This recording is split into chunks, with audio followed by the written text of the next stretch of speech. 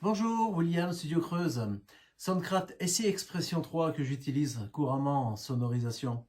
Aujourd'hui, on va regarder la mise à jour du firmware et le reset pour remettre la table à zéro si vous en achetez une d'occasion par exemple. C'est parti!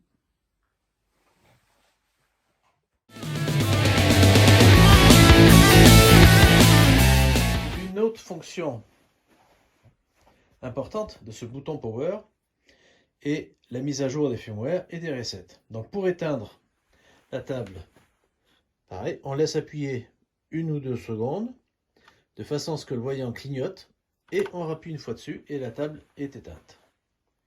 Si on veut rentrer dans le dossier firmware, reset et autres, il faut rester appuyé sur le bouton Power pendant 4 à 5 secondes jusqu'à temps que la table redémarre.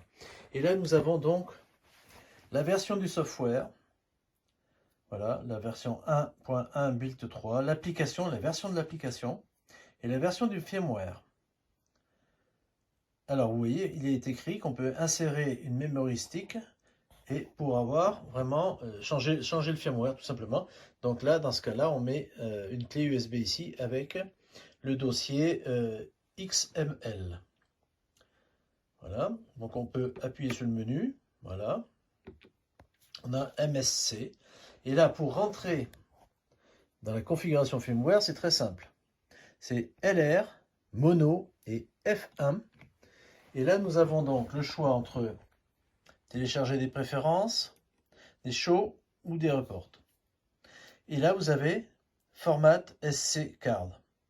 Qu'est-ce que c'est? C'est tout simplement le formatage de la table pour la réinitialiser à l'état original quand vous avez acheté une table neuve.